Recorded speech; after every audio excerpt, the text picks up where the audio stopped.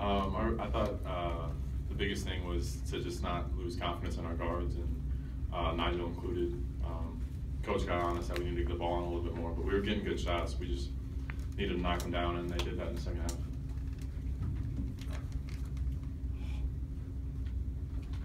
Right here. Ethan, where's your confidence level defensively, and is there an art to stealing the basketball?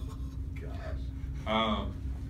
I mean, there were a couple times where I shouldn't have gambled, and I did get beat, so I kind of got to corral that back in a little bit. But the biggest thing is, growing up, I always played point guard and kind of read the scene that way. And then once I shot up, it's been a lot easier to get around bigger guys. Jeff? Nigel, over on this side. You guys obviously did not shoot the ball well at Michigan State. Didn't shoot the ball well in the first half today, the team. What was the key in your estimation to getting some shots to fall in the second half? Was it getting the ball inside? Was it getting to the free throw line and getting a little confidence? What happened there? We were 5 for 20 from 3, so shots Still didn't fall. But we just did a much better job of getting to the free throw line. I think we shot 33 free throws. And again, you all know that the saying is, if you make more free throws than the other team attempts, you usually win. And we're led by our point guard who makes his own time. So as you see, he strolls in when he feels like it. Point guard, leader. Keep you guys waiting here. It smells delicious. What's this color? This is for anyone. What kind of mental toughness does it take to battle back when you're down by 13, and what do you guys think that says about your resiliency? I got it. This is kind of a carryover. Bronson, I can tell you from last year when we were playing, there was always moments where we were down, whether it be 13 or whatever, or critical points in the game, and when we would all give each other a look as, you know, let's turn this around, right the ship, let's get everything going, and we kind of did that. After they went up 13 or 11 and the timeout was called, we all kind of huddled together and looked at one another, and we knew that in order to, you know, still try and reach the goals that we have, we had to take care of business, turn this around, and we were able to come out and do that.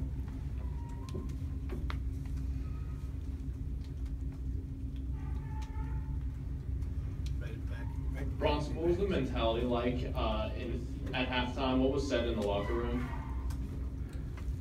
We pretty much just said that we have to start getting some stops first and foremost, and then get the ball inside, get to the free throw line. Just play like we played during that 7-game winning streak, basically, because we kind of got away from that. Jim in the back. Nigel, it's one thing for last year's team to kind of have that look in the huddle where you guys kind of all know what has to be done.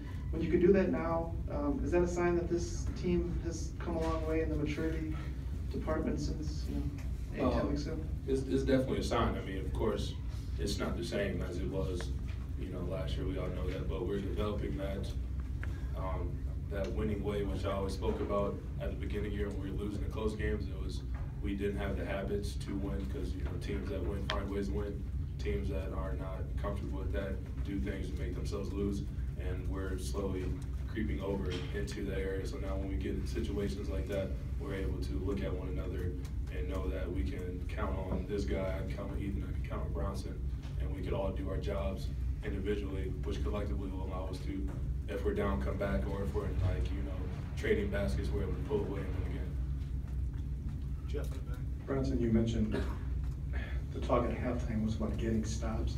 And I think I stopped counting when they made 8 of their first 9 shots in the second half.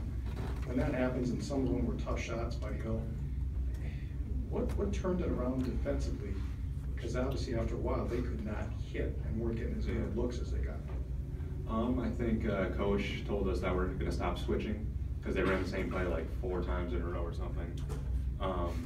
So yeah, we just made a little change on defense and it worked. Townsend. Bronson, you said you guys got away from what you're doing. Well, how's that? Why does that happen? Maybe you did it against Michigan State. Yeah, I think it was just a little bit of a hangover, carryover from Michigan State a little bit, just that uncharacteristicness. So yeah, I don't know. It happens to everyone. So I'm glad we were resilient and we matured a little bit tonight, which is good to see. Right in the back, guys. Bronson, how frustrating was it for the team in the first half in general, just seeing all the shots rim out? Yeah, especially with their game plan, double the post when Ethan gets it out, and have him start kicking the ball out and right on the money, and it just doesn't go in. That can be pretty frustrating. So I mean, we just kept doing what we did, and kept getting the ball inside, and eventually Ethan started converting. Any more questions for the players? That's crazy. Teammates will do you right. Thanks, guys.